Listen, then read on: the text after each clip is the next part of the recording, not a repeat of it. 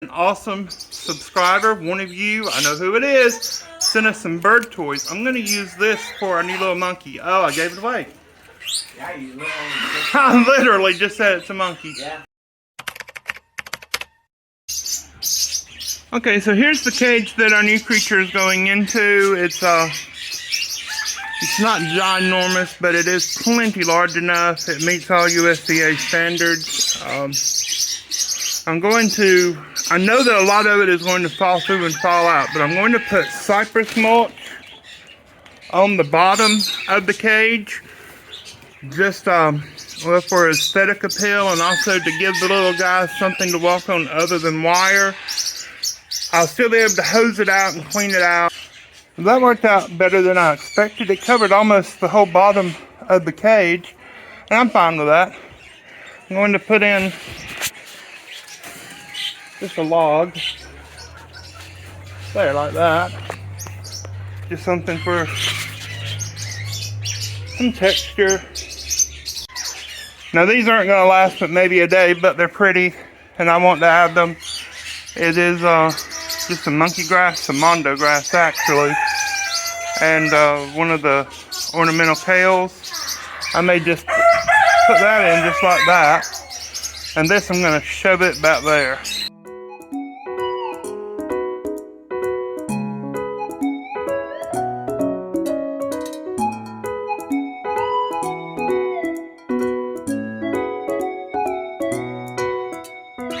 Hey, now look, we've had an awesome subscriber, one of you, I know who it is, sent us some bird toys. I'm going to use this for our new little monkey. Oh, I gave it away.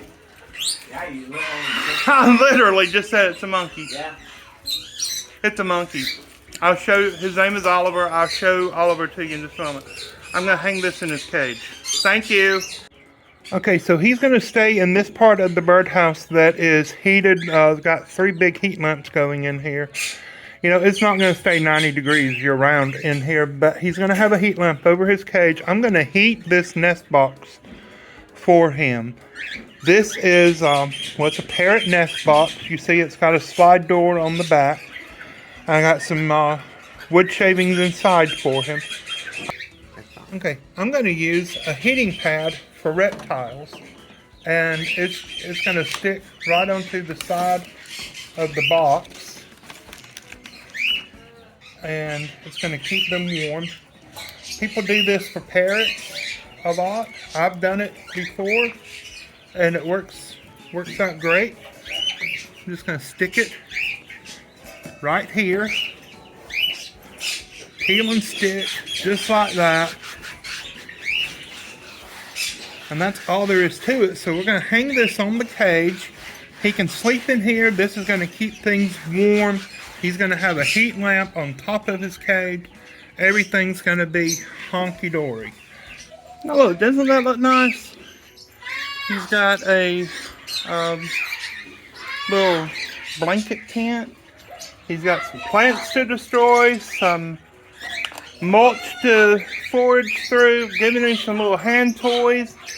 Here is his lunch, a little fruit salad that is with some cranberries from Thanksgiving, grapes, blueberries, kiwis, apples, and chopped lettuce blend.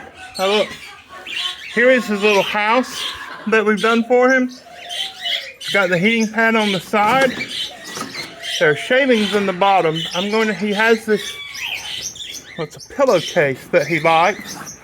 I'm going to put it inside here, like that, and he has a little lamb, and the little lamb's going to go in there, and this is going to be where he can sleep.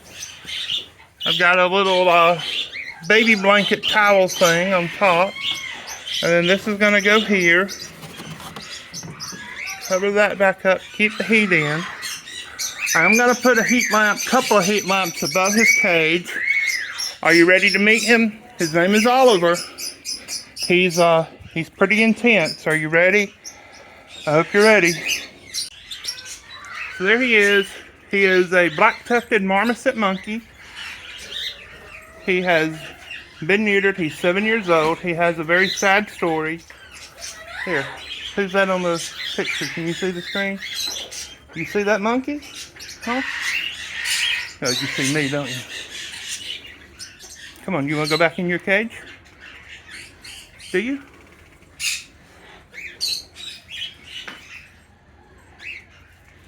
You want to go back in?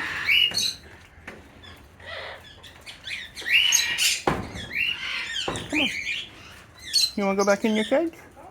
You want to go back in the cage? You can't jump on that macaw cage. They'll bite you. There you go. Hey, baby. Hey, baby. You're a cute little thing. You know that? Too bad you stink.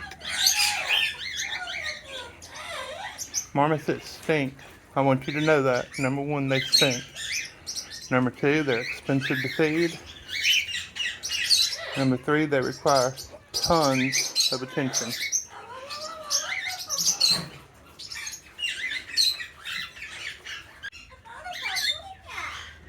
Lolita, that's not a putty cat, it's a monkey.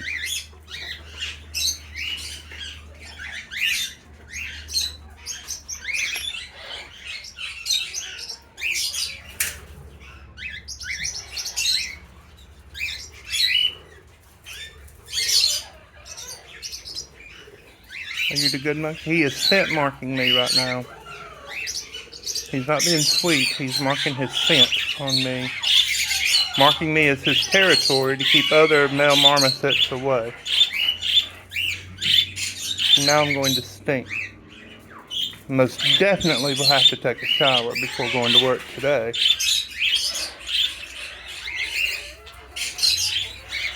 Now, in addition to all the fruits and vegetables, he gets a prepared monkey diet. Oh, you're talking? Jeremiah just walked outside. You can't go outside. He gets mealworms, boiled eggs, scrambled eggs, cooked chicken. He likes, I've given him a couple of raw button quill eggs. They do eat bird eggs in the wild, so that is something that he eats naturally.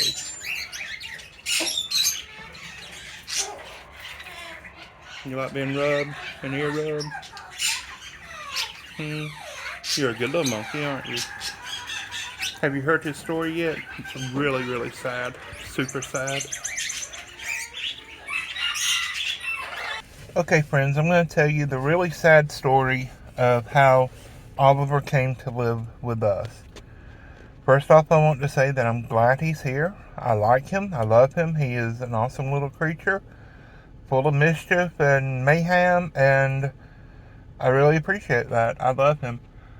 I got I got a message from Michael. So I get the message from him, and he says, hey, it was something along the lines of, hey, would you be able to take in a little marmoset? Now, he knew that years ago that I had Marshmallow. Marshmallow was a common marmoset, a little girl marmoset that we had, and she lived a really long time and had a very happy life. She did have a husband of her own kind early in her life, and she was a great little mommy. And then later in life, once she lived with us, she cohabitated with a guinea pig named Gary, and she absolutely loved him, and I think he tolerated her just fine. He lived on the floor of her cage, and it was just hilarious the way they interacted with one another. And Michael remembered that I had a marmoset before, that I've had experience with them and knew how to take care of them properly. And he said, we have a marmoset and we can't keep it, and it needs a permanent home. And so the first thing I said was sure, of course, and chatted with him a bit and found out that the owner of Oliver the marmoset was going through some mental health issues and took his own life the week before Thanksgiving. And Oliver was, well, I've heard two different stories. One was that Oliver was in the garage when it happened, and another was that Oliver was not in the garage and saw it all happen. Either way, it was really traumatic for him. Animal control got involved. The coroner came, of course, and got animal control involved. They tracked down the man's ex-wife, who I believe was his next of kin. She did not want Oliver at all, so she relinquished whatever right she had to him to animal control. First thing animal control does is they take an animal to the vet and have it neutered. So that was a traumatic situation that he had to go through. From the vet, animal control contacted the local zoo down in Florida to see if the zoo could take him. And the zoo couldn't take him permanently because of all the regulations and accreditation issues that zoos go through. But one of the keepers took him, and the keeper is really good friends with Michael. His name is John. I've met both of them. They're both wonderful, wonderful people. And so John wasn't able to keep him. Michael wasn't able to keep him. And so another zookeeper took him home. Thanksgiving morning is when she had possession of Oliver. Her mother was down in Florida visiting with them, and her mother lives in Tuscaloosa, Alabama, not too terribly far from where I live. And so I met up with her the Friday after Thanksgiving, and that's when Oliver came to live with us. And so we have done our very best to accommodate him. We have plans to do better. We have desires to do better immediately. Our plans are long term. We would like to get a bigger, better, nicer cage enclosure for him. Something that we could walk inside and spend time with him in his habitat. Whether we build that or we buy something pre-made is yet to be determined.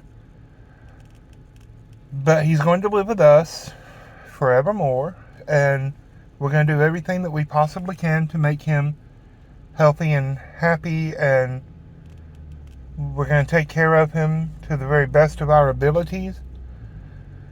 He'll probably stay in this smaller cage at least through this winter, and in the spring we will work on building him something much, much larger. I don't know if more marmosets are in our future or not, but we can try to put, guinea pigs in the bottom so that he can have some kind of other small animal interaction. So moving forward, I'm going to keep you updated on Oliver and all that transpires with him. I want to thank you for watching our videos, for subscribing. It's not an inexpensive undertaking to have Oliver at our home. There is commercially prepared monkey diet that we have to buy for him, along with a steady supply of mealworms and fresh fruits and vegetables. And of course, he loves eggs. Eggs are a natural part of their diet, and we have plenty of those, so that's not an issue. So if you'd like to buy Oliver a gift for Christmas, there's going to be a list of things down below. Appropriate toys for him and food items that he will need. And we would certainly appreciate that. One of the best things you can do is to help this channel grow. Be sure that you're subscribed. That is a major thing that you can do to help us. Give all our videos a thumbs up. Leave us a comment. And if you possibly can, share it with someone. Some of the Facebook groups, it works really, really well. So I'm going to close now. I want to say thank you for watching. God bless you. Love you. Bye-bye.